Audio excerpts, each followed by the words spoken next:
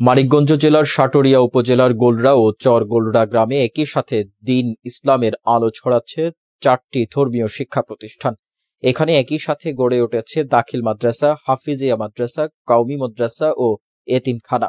এছাড়াও রয়েছে সুসজ্জিত জামে মসজিদ, ঈদগাহ মাঠ, সুবিশাল কবরস্থান। আমাদের মানিকগঞ্জ প্রতিনিধি এস.এম. সাইফুল্লাহর রিপোর্টে দেখুন বিস্তারিত। মানিকগঞ্জ জেলার সাটুরিয়া উপজেলার গোলরা চর গোলরা গ্রাম। ঢাকা আরিচা মহাসড়কের গোলরা বাস স্ট্যান্ডের দক্ষিণ দিকে 1 কিলোমিটার গ্রামীণ পথ পেরোলেই পৌঁছে যাওয়া যাবে এই প্রতিষ্ঠানগুলোতে। বাংলা 1330 সালে ঈদগাহ মাঠ ও কবরস্থান প্রতিষ্ঠার মাধ্যমে এই প্রতিষ্ঠানগুলোর যাত্রা শুরু হয়। এরপর থেকে এক এক করে গড়ে ওঠে গোলরা দাখিল মাদ্রাসা,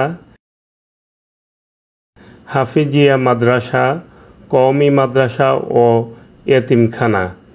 একই স্থানে 6টি ধর্মীয় প্রতিষ্ঠান যেন পুরো গ্রামকে করেছে আলোকিত।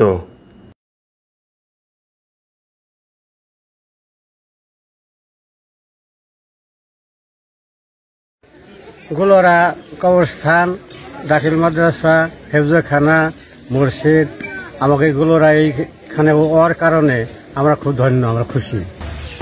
মানিকগঞ্জ জেলাধীন সাটুরিয়া থানায় গোলরা চর গোলরা কবরস্থান, হাফিজিয়া, কওমিয়া মাদ্রাসা, যে প্রতিষ্ঠানটি এত একটি সুন্দর মনোরম পরিবেশে, আশা করি মানিকগঞ্জ জেলা কেন বাংলাদেশের বিভিন্ন জেলায় এর দৃষ্টান্ত খুব দুরূহ।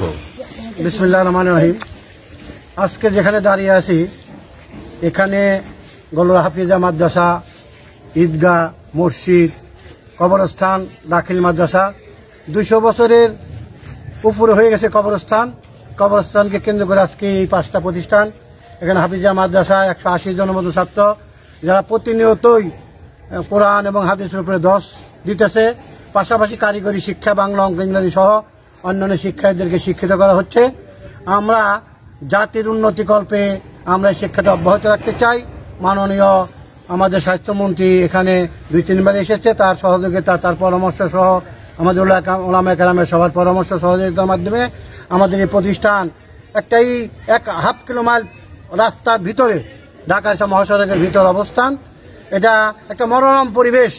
এই পরিবেশে সবাইকে আসার জন্য আহ্বান জানাইতেছি।